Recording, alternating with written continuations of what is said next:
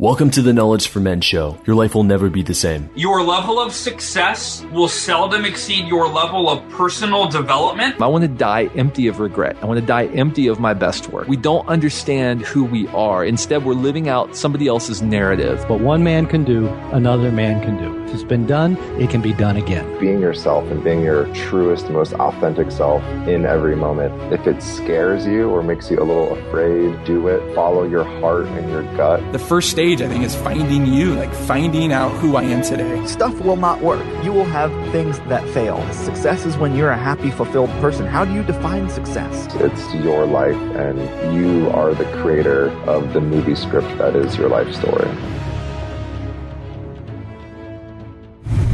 Hey guys, every Wednesday, I'm going to be hosting a live online event sharing my biggest lessons in an action-packed presentation designed to help you go from where you are now to where you want to be. I'm helping men break through their biggest limiting beliefs to create the life they want. Plus, after the presentation, I'm going to do an open Q&A where I answer all of your questions. To register for my next event, go to kfmlive.com. Again, that's kfmlive.com. Register now before the event fills up. Hope to see you there.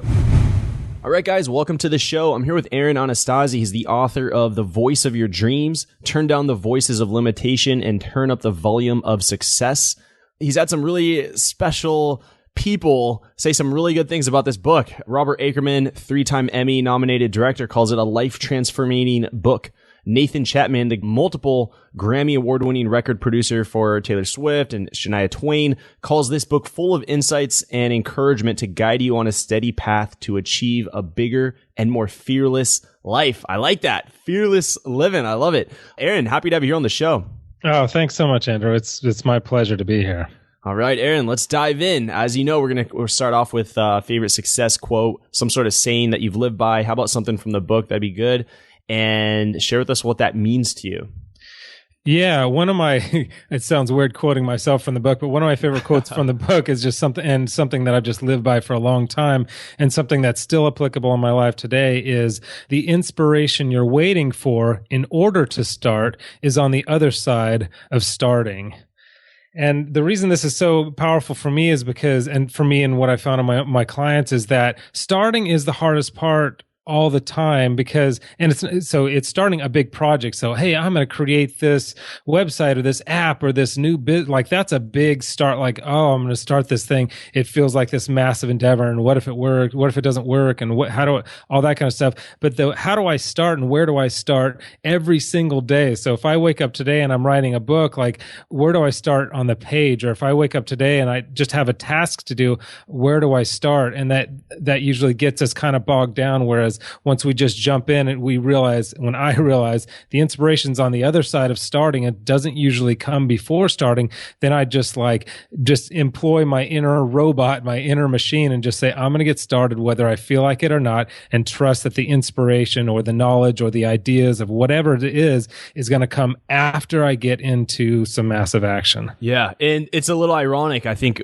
just hearing it right off the bat, we're like, oh, what? I thought I need to be inspired. I thought I need to be motivated before I take the action, so that I get motivated, which is like my fuel, and then I can go take action. But with this quote here, it's saying we got to take action when we don't even feel like it, when we're tired, when we put in a full day's work. We've got to just get started, and through the action of starting, we then develop the inspiration to keep going and finish the project. That's absolutely. I find that I'm the most effective entrepreneur, and I am an entrepreneur. I've got a bunch of businesses and all that. I'm the most effective when I treat myself like a blue collar worker and just say, I'm going to clock in and I'm going to do the work that I know that I need to do and the work that I want to do because I love building this business. But I'm just going to do the work and trust that all the rest will come. I like this. And so you're an artist, right? Yes. You're an artist. So you love your work. Would you say like the projects you're working on, you're like, this is something that you probably 10, 20, when you were younger thought, wow, if I could do this for a living, that'd be a dream come true. Is that right? It's absolutely far above and beyond. I love my life and I love my work. I love it. Okay. And so here's what I'm getting to here is you love your work. You love what you're doing. But you still have to push yourself to take action, even on the work that you love. It's not always sunshine and rainbows. Is this right? It is, Andrew. And it's even because this is what I want to bring up. A lot of guys feel like because they aren't feeling it today that, oh, it's because of the project. It's because the work I'm doing is not right. And maybe I need to change and do something else. When in reality, it's like, you got to get started. Whether or not it's your passion or not, getting started creates that momentum. Yeah, absolutely. And I find that actually the work that I love the most is oftentimes the hardest thing to get started, because the things I love the most, I have the most potential fears and doubts surrounding them because they're so precious and so close to my heart. Yeah, there's the most tension around work that really matters. Kind of like you see a really attractive girl. It's like there's the most tension around, talking to that girl because it really matters. Like, oh my gosh, I really want to make this work. Same thing with your projects. You really want to make it work. And we often, what would you call it? Resistance, or what do you call it? And you work with so many. I'm looking through all these guys who've gone through your book here. I named a few of them, these like Grammy, Emmy nominated or award winning people. You're around artists like all the time. Yeah, I am. I work with a ton of artists, and I find, and that's why I wrote the book about limiting voices. And limiting voices, they affect everybody, but I find they're the loudest and the strongest in entrepreneurs and in artists. And so as I work with them, that's a big part of what I do, and all their fears surrounding, can this work out? And they live in so much uncertainty all the time, and I can relate to that myself. I believe that living in that level of uncertainty is where success lives, but it's a very often uncomfortable space to live in. Absolutely. And does it ever get easier? Does it get better when you start a new project? Yes and no. So for me, yes, on a given project, once it's going and it's moving, like one of my online websites is called Superior Singing Method. And I've had that for years and years and years, and it's been really successful. So I don't have a lot of fears surrounding that necessarily. However, I'm always going after the new thing, the risky thing, the scary thing, because of that adrenaline rush. And because I know that if I'm not constantly pushing myself and putting myself in an uncomfortable space, then I'm not going to be growing. I'm not going to be happy, because I believe happiness comes from growth and from pushing myself forward. So it never fully goes away in me because I'm always pursuing a new thing. But in certain projects, it certainly can and will, at least for a time. Yeah. There's this quote that I'm trying to think of it. It's something like the pain. You can either live with the pain of the same, or you can have the pain of growth. Either way, you're in pain. So pick one. When I say the same, I mean mediocrity. I mean kind of living in comfort is what I mean by the same. The pain of comfort or the pain of growth, which is tough too. Yeah, I love that. I would think even the pain of uncomfortability or the pain of regret, I would even say. Yeah, that's all coming through here. So talk about kind of how you got started. You said you got all these businesses. When I first saw you, you're on my calendar here. I saw you help people singing, and I'm like, how is this guy going to help my audience? And then I saw more. I was like, oh, he's an author. He's got all this stuff going on. So you said you got a couple businesses. Let's take a few steps back. Like, how did you get started with what you do, and then take us back to where you are right now? Sure. So let's start with the singing and kind of move to more like the book and what I'm doing now. Okay. These are kind of two big phases of my life. So the singing stuff, it started, so when I was a kid, I was the worst singer you can even imagine, but I desperately wanted to be a singer. And so I first started playing guitar and played for a couple of years, and I was invited to play in like this little youth group thing. And I was all excited. I had been working on guitar for a while. And I remember when I first started playing, I was okay at guitar, but then when I opened my mouth to sing, I could see the visceral responses of the kids in the crowd, like, why is this guy singing? It was so bad. And I was so embarrassed in that moment. And that kind of sent me on a search for the next couple of years of like, if I want to be a performer and I want to do this, I want to figure out what it takes to sing well. So, fast forward years and years later, and I pursued music for a long time, and I had some successes, but not like any massive successes. And it wasn't until I decided, I'm going to teach other people kind of how to reach their dreams, and specifically reach their singing dreams. And that was the creation of Superior Singing Method. And I created that with the idea of like, hey, you don't have to be born with talent in order to be a great singer, because I went from being the worst singer in the world to singing professionally and getting paid to do it for a lot of years. Okay, so that's that phase. And then now because my main overall umbrella of what I've always wanted to do in my life is to inspire people to do what inspires them, to specifically help people reach their dreams and help them live a fuller and freer life. So everything I do kind of fits under that umbrella. So I did the singing thing. I'm helping them reach these very specific dreams. And then I wanted to be like, well, I want to help them with all the different areas of their life. And so, and that came about, just tell one more story here, is that go on. When I was in a coffee shop with a coach of mine who coached me for many, many years. And I remember I was at that point, I had stacked up so many failures in my life that I started believing that I was a failure and that I couldn't have any really entrepreneurial success, financial success. And I was just in a pretty dark, frustrated place in my life. I was angry because I was getting the same types of results over and over again, but the results that I didn't want to get. And I remember he said to me, who would you have to be in order to get the results that you want? And this idea of being versus doing was a brand new concept for me at the time. And it sparked something inside of me. Like it ignited this fire inside of me. I started devouring just hundreds of books and being coached. And my life, within a year or two, I had quadrupled my income, like barely making it to 6 figures, 7-figure business, stagnant relationship to a fun marriage, and then also being like light years closer to my actual my secret dreams. And so that congratulations. This is incredible. I'm moved. I'm in my chair. Just go, all right, go Aaron. Well, thanks, man. When I tell that story, I always feel like, it sounds like an infomercial, but it really, that it's my life. Like it really happened. And so I was so thrilled about that. So those concepts I took and I started coaching other clients, and I could tell some stories about their radical changes too. But then that's what became for this book, The Voice of Your Dreams. It was, here's all these concepts and principles, what I call new dreamer principles of how to radically change your life. And a big part of that is turning down these limiting voices.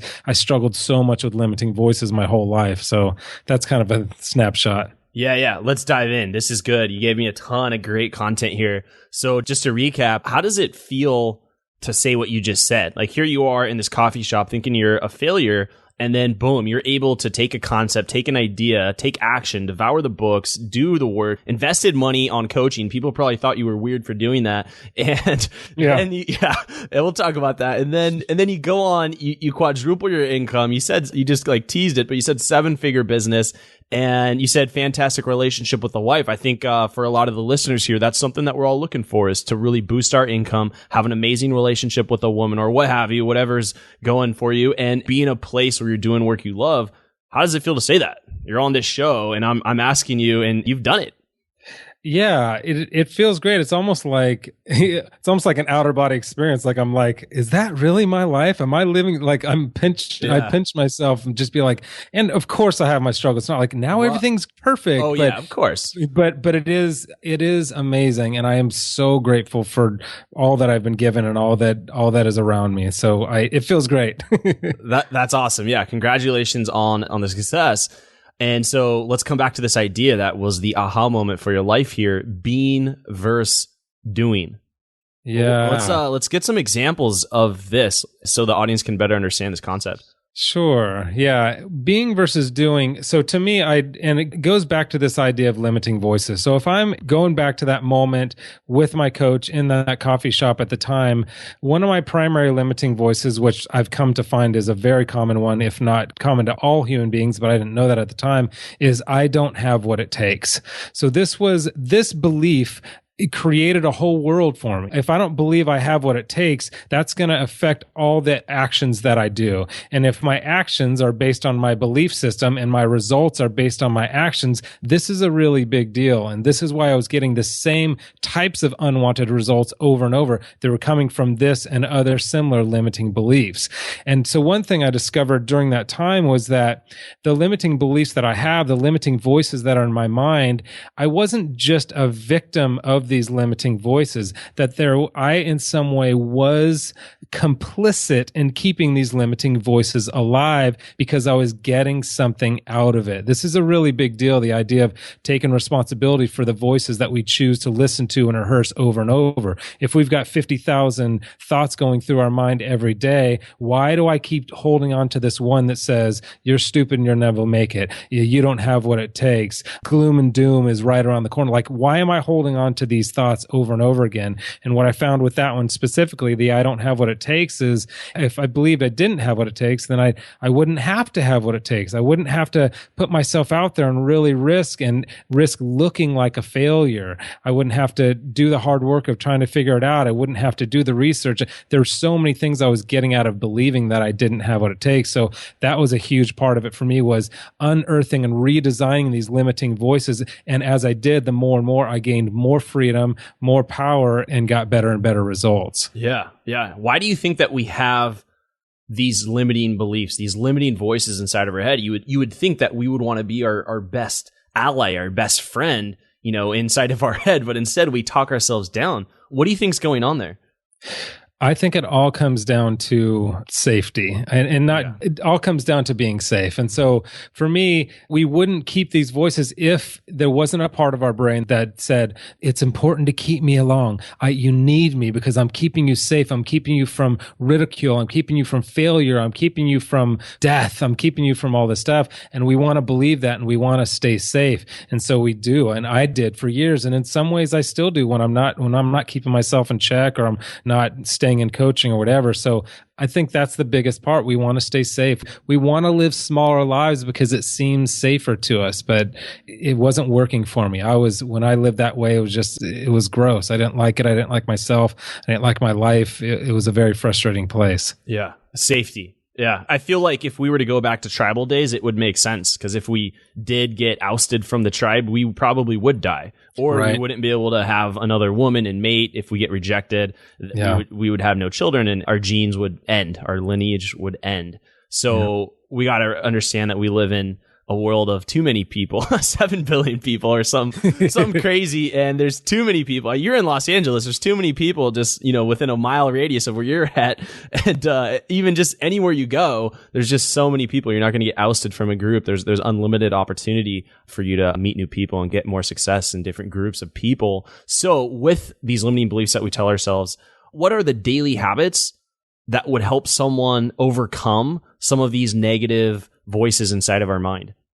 Yeah, I love that you say daily habits. I mean, I strongly believe that our habits and our rituals basically create our results. They create our life. And so right. I have a morning routine that's anywhere between 30 minutes and 2 hours. It's normally about an hour to an hour and a half, where I wake up, I get out of bed, and I've got this like walk-in closet that I shut the door to, and I got a little fold-out chair in there, and I spend, anywhere between 20 and 45 minutes in there. And there are a couple of things that I do. I do some meditation and some prayer and some reading, some things that really inspire me. And also I created this thing, and I talk a little bit about it in my book, just to give people like a map of what it is exactly. But I've got a list on my phone that's been really helpful for me, and I call it The Truth About You. And what it is a list of things, encouraging things that other people have told me, people I really respect, like people on that list that you were talking about on my books, people that have been successful in their industry, or successful in an industry that I'm wanting to be more and more part of, and things that they've said about me, people that wouldn't have any reason to like blow smoke, or anything like that, things they've said that have been encouraging. And I don't just let it encourage me in the moment. I actually capture it, and I put it in this list I called my Truth About You list. And on this list, I've got about 25 quotes from people that are specific truths that counter very specific lies that I have a tendency to believe. So as a coach or as a writer or whatever, if I start doubting myself, one is like, the imposter syndrome. A lot of us get this. We feel like frauds when we're in any position of influence. Pretty common, certainly was for me. So when that imposter syndrome starts rising up in me, I'll go through this list, and there's some really strong leaders have said things like, you systematically create success around you and inspire the same in others. So it'll just be a list of things like that from leaders that I respect. Or if I'm feeling like, because one of my new pursuits and endeavors is acting and filmmaking. And so I've got all these limiting voices. You started too late, you're too old, it's never going to happen, all that kind of stuff. And I've got specific quotes I've got a famous actor who's also my acting coach, who says, I consider you a professional actor. You have a very natural quality to your acting. So you see, they're they're very specific truths that counter very specific lies. They're at least as true or more true than "you're stupid, you suck, this is never going to work out." All those voices that flood in when I wake up in the morning. Yeah, I like this. I think an exercise someone could do for the audience is to ask 10, 15 people, what do you think about me? Or what could you add here? What would you advise them to ask? And so they can build their own list of truths. Yeah. I'm huge on feedback. So any kind of question of like, hey, how do you experience me? I think is a really good question, because people have different experiences of you, and it doesn't mean it's exactly true about who you are, but asking people how they experience you, or what they appreciate about you, or what they would shift. That's so important too. So to me, when I get feedback, the things that are like quote unquote positive, I don't think there's positive and negative feedback. I think all feedback is good and helpful to help us move forward. That's a big point.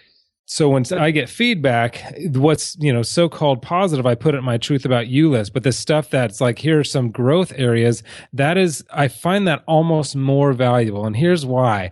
I believe that we have a certain intention. Here's what my intention is to do. I want to have a certain impact. This is the impact I intend. And then from others, we get feedback about what our actual impact was. And there's often a gap, and sometimes a huge gap, between our intention, what we intended to do, and how it actually impacted somebody else. And what feedback does is it helps us see where the gap is and helps us close that gap. And the more we can close that gap between our intention and our actual impact, the more powerful we become, because we can always have the intended impact that we want. And the more effective we become, the more, successful we become.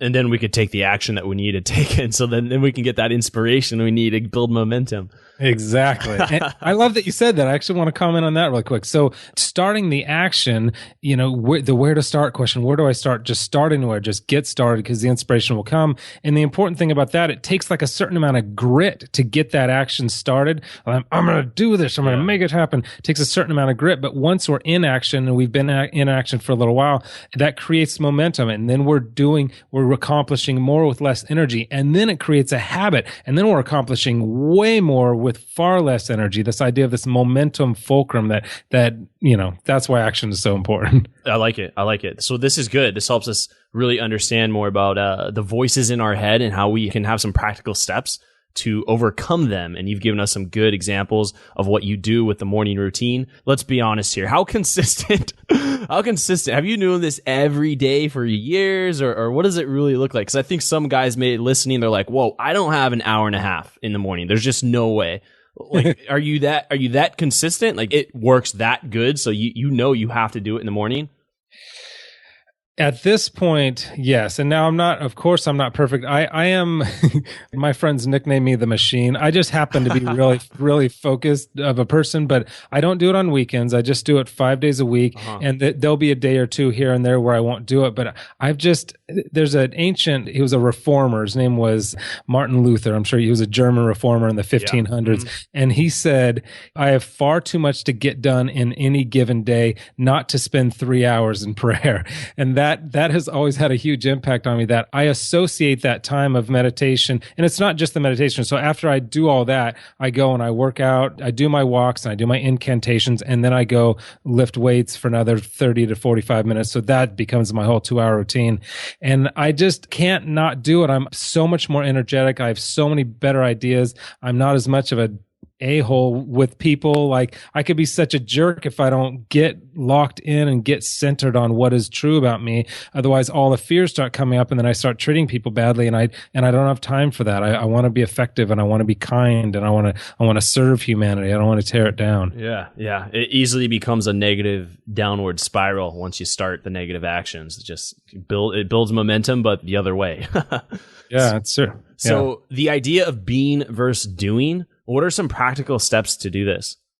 So I'll just go back to the one thing that shifted back then. I mean, I can probably give you a million examples, because the being versus doing, if you just shift one tiny little thing in your life, it could have radical ramifications. And so I just targeted one little thing at a time and watched that kind of explode. So this, one of them back then, one of the things I wanted to do was be an actor, and which I'm doing more and more of now. So I knew I needed to I didn't need to, but I wanted to make a film. And if I made a film, I can get some good footage for my acting so that I can get an agent, so that I get auditions, so I could book auditions, so I could start working as an actor. So at the time, one of the things that was holding me back is this idea that nobody wants to help me. Nobody wants to be a part of my project. Nobody wants to, they'll want to get paid, or they, whatever. They don't want to be a part of it. So my coach was saying, I thought I was pretty tenacious, and he was saying up until making requests of others, right? And so I realized, okay, so this is a big blind spot for me, is not making requests of others. And the being shift that I had to shift, it wasn't like I'm going to shift my way of being from now to eternity. It's just, I'm going to shift my way of being for 5 minutes at a time, for 3 minutes at a time. And the way I shifted my being is shifted what I believed about what was possible and what was true. So when I got on the phone to recruit somebody, I chose to believe that I have something that's worth somebody working on. I have a vision and a project that is going to benefit them more than if they don't do it. And my thing was, I'm going to get you better footage for your reel, for whatever you do, director, actor, whatever it is, get you better footage than anything you have now. And so as I began recruiting and choosing, people are going to want to work with me. I've got a vision that's worth doing that. So as I started doing that, I started recruiting people. And then fast forward like 6 months later, I was in downtown Los Angeles shooting a film that I'd written, produced, and was now acting in. I had about 35 volunteers there, all working on this film, and it really excited to be there. Everybody after was thanking me for allowing them to be a part of this project. And then about actually a month ago, I was at the red carpet event for that film. It got into a few film festivals and doing the whole talk back and that whole thing. So it was just shifting that one little way of being, believing people do want to work with me rather than people don't want to work with me. So there are hundreds of little things like that. Once we begin to shift, they have radical ramifications. Wow. Congratulations. Another success story here, Aaron. Yeah, it was really powerful. And so being versus doing. For someone who might be struggling, like, okay, let's say I want to build a business. How do I apply or start a business? How would I apply this, being versus doing? Great. Yeah, that's perfect. So the first thing I would look for is, what are your persistent complaints? And so what do you persistently complain about when it comes to this thing? And so let's say, as an entrepreneur, one of mine was, that industry is too oversaturated, or it's impossible to break into that industry. So find out what your persistent complaints are, and you can usually find out what your rackets are. And your rackets are, this is where the being versus doing happens. It's within these rackets, this idea of we run these rackets on ourselves.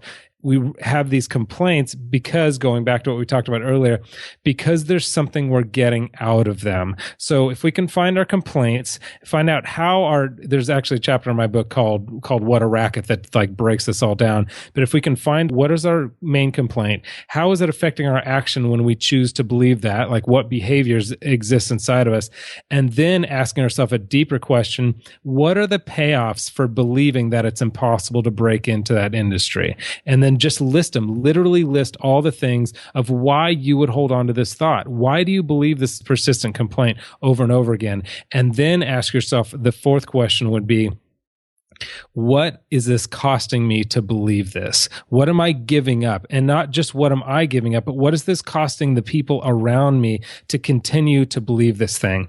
So here's where the being versus doing happens, is if we can get really clear about the beliefs that we have and the way of being we're currently employing. Oh, it's impossible to break in that industry. That's a way of being because it affects our actions, which affects our results. And we can shift that to be like, oh, this is what's going on, and then get a new belief. And that whatever the new belief is, like for me, it was, what was it back then? It was, I've come so far and I've only just begun. So as I started doing this, pursuing this acting and filmmaking thing, that was my new belief. I've come so far and I've only just begun, because it was true. It was something that resonated as true with me. And I got really clear about the vision that I wanted and kept going after that, because we live into the future that we see coming toward us. And if the future that we see coming toward us is, I can't do this and the industry's oversaturated, it will shut us down and shut down our emotions every time. But if we say, no, here's the future I'm living into. I'm going to be the #1 box office star in all of Hollywood. I'm going after that. That's the future I'm going to begin to live into. And I see a lot greater possibility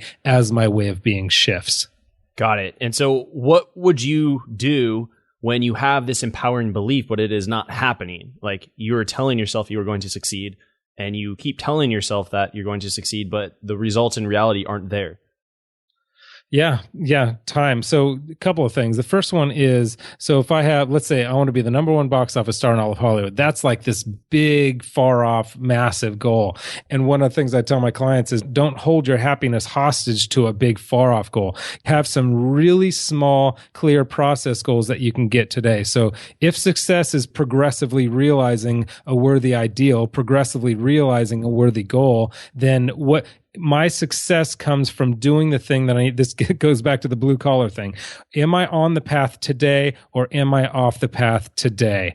Okay, today I'm on the path because I'm doing this, this, and that. Now, the next day, am I on the path or am I off? What did I want to accomplish? I wanted to reach out to these 10 people today, and that is going to be success for me today. So it's not the far off goal. It's the small little goals, because everybody is successful by making small steps in the present moment. That's how everybody's successful. We all want to make this giant leap into our future, but it happens moment by moment with these small little steps. And eventually really, really big things occur, but it takes tenacity and it takes patience and it takes time and a lot of failures as well.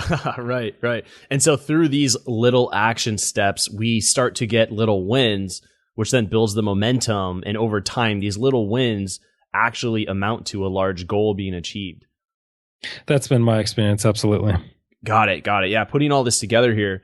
And now you talked about racketeering, and for the audience to get a more clear understanding of this, what would be some common mistakes people make around the whole racketeering? Yeah. So rackets come back to these ideas. So the idea that we get certain benefits from entertaining complaints about how weak and helpless we are on the face of life's challenges and opportunities. And so that's what a racket is to me, is getting clear about what it is that we're doing, the limiting beliefs that we have that are blocking our potential. So what are common mistakes of racketeering that people have? Let me tell you a story of one of my clients. This will probably help. So one of my clients was, when he came to me, he was living in the shame of a failed crowdfunding campaign. He was wanting to raise money for a short film that he wanted to create. He was a director. He directed music videos and also commercials, but wanted to do this short film. He was really passionate about it because it was going to help him raise awareness and raise funding to help stop sex trafficking. So it was something that was really dear to his heart. So when he started working with me, I looked at all this stuff online, and it was 2 or 3, 4 months past, and he had all but given up on this project. So what I noticed from him was his big racket was, I am not able to raise money. I'm just not good at that. I'm good at a lot of things, but raising money is just not one of the things I'm good at. So as we began to apply some of the New Dreamer principles that I talk about and really rewrite this particular limiting voice, as well as a couple of others, he got a new story. The new story that he began living in was, I have the capacity to find the resources to get whatever it is I need financially. So it didn't become about, do I have what it takes? It became more about, do I have the capacity to find resources? And we all have the capacity to find the resources we need. So he went in with that way of being and that belief, and he raised not only $60,000, which is what he was trying to raise for the film, he raised $80,000, got the film made, reinvigorated his sense of possibility, so much so that he won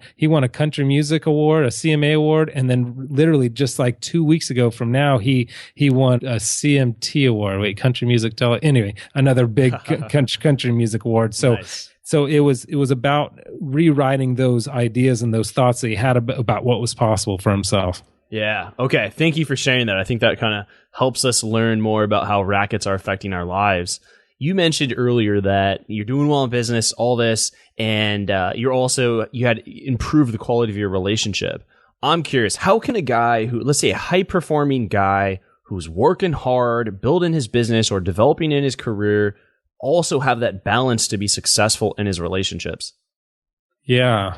at the risk of sounding too simplistic, it's making time for it. So for me, I'm very, very, very driven. And so I would not have a girl in my life, a woman in my life, which my wife is the greatest thing that's ever happened to me. She's the most wonderful woman in the world. But I wouldn't have that if I didn't say, I'm actually going to carve out time to make this happen. And I'm going to pursue her with everything I have, just like I'm pursuing any business. I'm going to pursue her. And so I still pursue her today. And I think that's part of the strength of our relationship. But I would say you got to make time for it. And whatever time looks like, and I wouldn't say, depending on what kind of girl you're looking for, where do you want to be where those kind of things are going to open up? Like one of my buddies, that I coached for a while, he was looking for a girl, but he was spending a lot of time at the bars, but he was a person of faith and it didn't quite jive. So once he started spending more times at different kind of charity events and faith-based kind of gatherings, that's when it really opened up for him. Yeah, I got that. I think that's great. And you said, you carve out time. And with your relationship, you said you're still pursuing her. What does that look like? You're still pursuing her till this day. How long have you guys been together? And then you're still pursuing her. What does that look like? Yeah, so we've been together 7 years. We've been married for 3 years. Actually, in July, it'll be 3 years. And I'm pursuing her. Well, let me just give you an example. So my wife she crushes it like in sales. She's so good at sales. She's like a big entrepreneur and she works. Yeah. And so she because she had won these awards or whatever, they gave us a all expense paid trip to Vancouver. It was actually just a couple of weeks ago. Super fun. So we're there and we're celebrating her, and she went off to do this thing for the day and I was doing my own work. And what I did during that day is I had a lot of work that I could be doing. I could be working with clients. I could be building businesses. There are a lot of different things that I could be doing, but I intentionally put in my schedule and I carved out 2 hours to go find a flower shop, get their 2 very specific flowers that she likes. She likes roses and tulips and certain colors. So I found the shop. I found the different florists in town. I got the things. I had it all made up. And then I wrote out this really nice encouraging card to her about what she'd done. But it took a couple of hours. And that's a couple of work hours during what was a work day for me because she happened to be doing some work that day. So that's an example to me of how I continue to pursue her because she loves me. Things are great. Like life is good. But I might have a tendency to just go on autopilot and be like, oh, she loves me. Everything's fine. But when I continually pursue her, the relationship gets better and better in that way. So it was flowers and cards that one day. It might be planning a date night. We have date night once a week. Every week, it's like our sacred date night. So that's another way that we invest intentionally and systematically in our relationship. So those are a couple things. That's good. And when's your date night?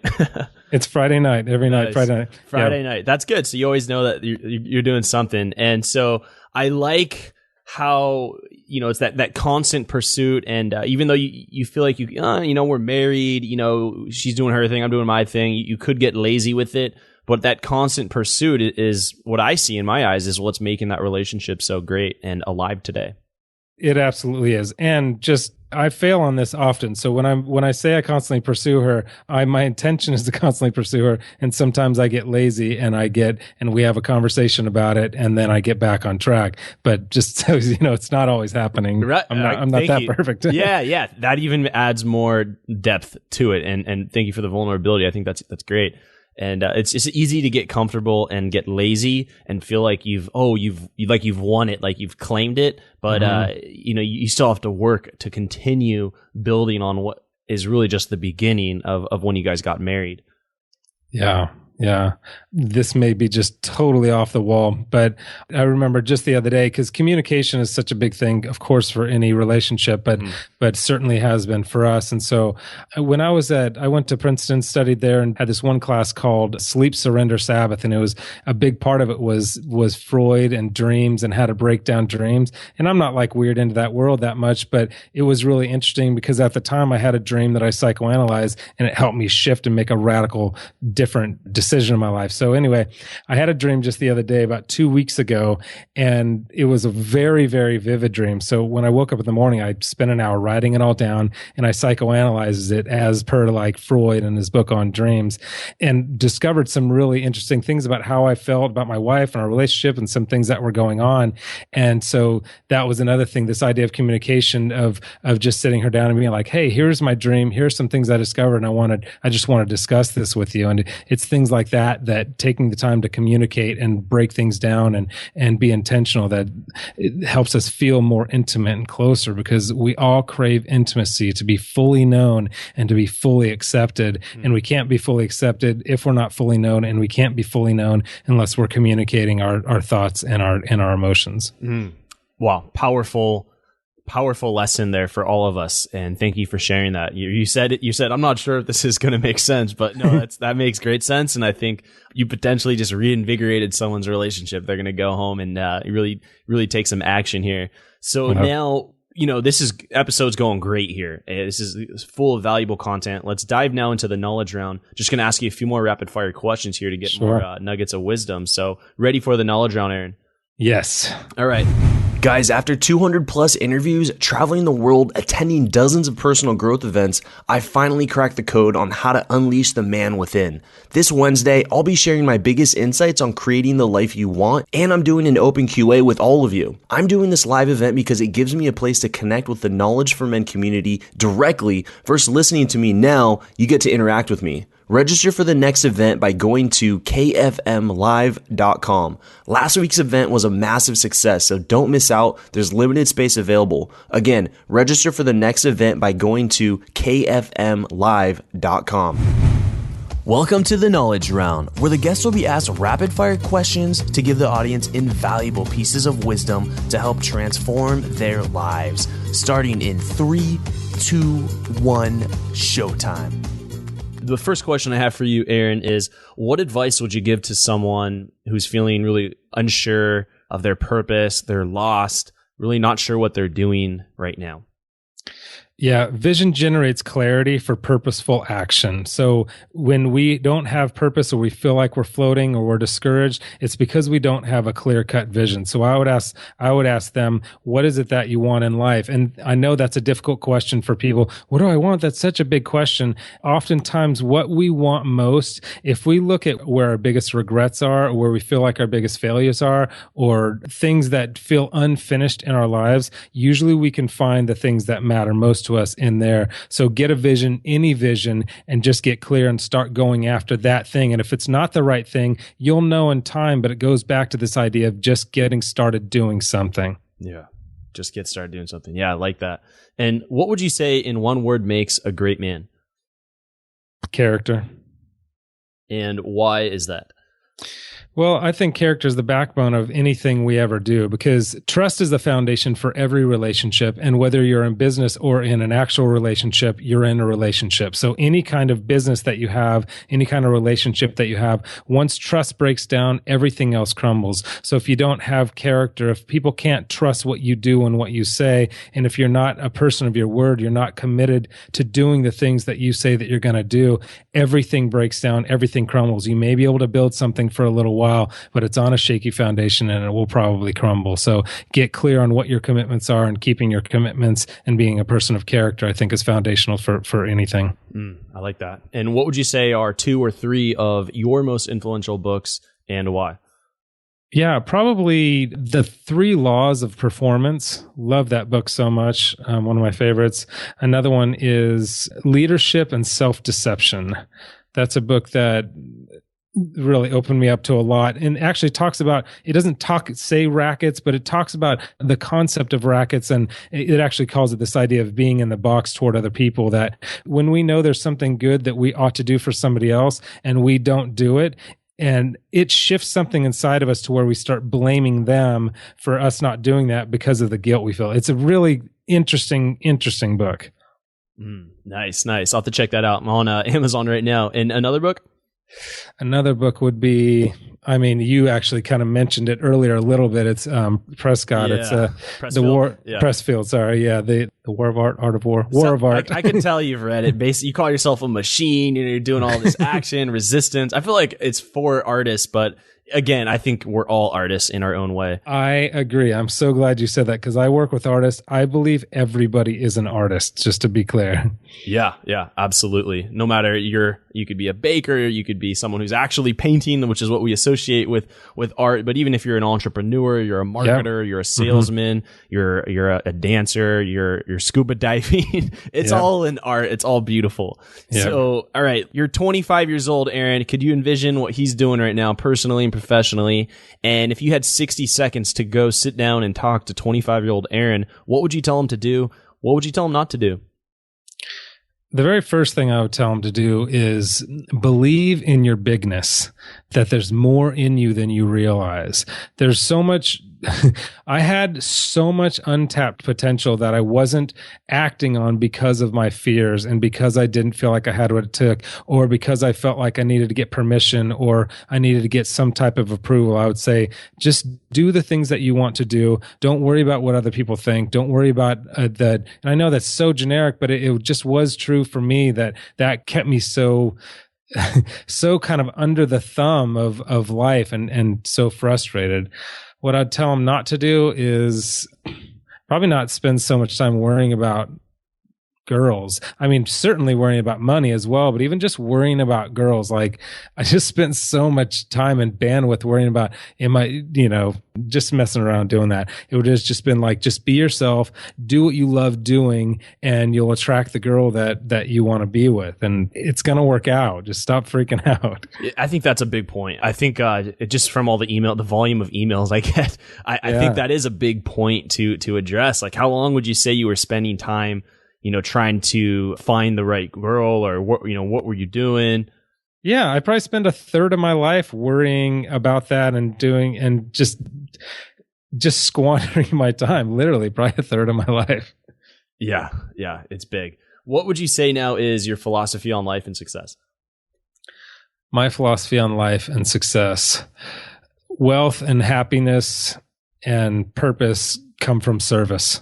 Period. As we serve other people, that's when wealth comes into our life. As if we don't have the wealth and the success and the happiness and the purpose in our life right now, there's somewhere in our life where we're not serving people powerfully or serving enough people. Yeah, and I like that. Yeah, it's about the impact and the service. Yeah, and yeah. Powerful stuff here on this episode. Now, that concludes the knowledge round. What's exciting you today? What's getting you out of bed in the morning? What's getting me out of bed? Well, I am really excited about this book still. It's now an Amazon bestseller, and now it's in Barnes & Noble, and I'm super thrilled about that. And then also, I have a lot of exciting things going on in the acting and filmmaking world. So those are two of the probably biggest things right now. Yeah. All right. Aaron, this has been a fantastic episode. To be honest, like I said, I had no idea. I was like, what are we going to do here as a voice coach? I didn't realize you had so much more going on, and you absolutely crushed it and delivered massive value here to my audience. For all the listeners, you can check out Aaron Anastasi. You can check out the new book on Amazon, The Voice of Your Dreams, Turn Down the Voices of Limitation and Turn Up the Volume of Success. Just go to Amazon, Aaron Anastasi. Even if you spell his last name wrong, it shows up. And then you could just throw it in Google too. And he's got a ton of other works. You can even check out his IMDb profile. You can check out his social media profiles. Just Google his name and you'll see all of his work and projects show up. Aaron, anything else you'd like to share with the audience? Yeah, as I was sharing with my 25-year-old self, believe in your bigness. There's so much more in you than you realize. And when you begin to function as if there is more inside of you, and there is, then radical opportunities and possibilities show up that you didn't realize were previously possible. Boom. All right. So just because he crushed it even in the last few seconds here, we're going to have to get Aaron back on the show later in the year, next year. Have to get him on as a regular. He's dropping a ton of knowledge here. Aaron, it's been a pleasure having you here on the show and chatting today. The pleasure's been mine, Andrew. Thank you so much for having me on. Thank you for listening to the Knowledge for Men podcast. Hundreds of interviews and millions of downloads later, we're continuing to build an international movement, and we're just getting started. So if you enjoyed this episode, go ahead and leave a helpful review in iTunes, because it really helps the podcast grow so we can impact even more men in the world who need this. Guys, this is all about living with purpose, where every day you only do things that matter to you. You wake up, live with purpose, and take massive action towards the life you want. And always remember, love the life you have while creating the life of your dreams. Go to kfmfree.com to get a surprise bonus I've made for my listeners. Again, that's kfmfree.com for something that's changed my life, and I'm offering it to you for free. Also, check out my Amazon best-selling books that I've written for you to help you crush life at kfmauthor.com. Again, that's kfmauthor.com to see all the books I've created to help you break through in life. This is your host, Andrew Farabee, founder of knowledgeformen.com, and I'll see you in the next episode.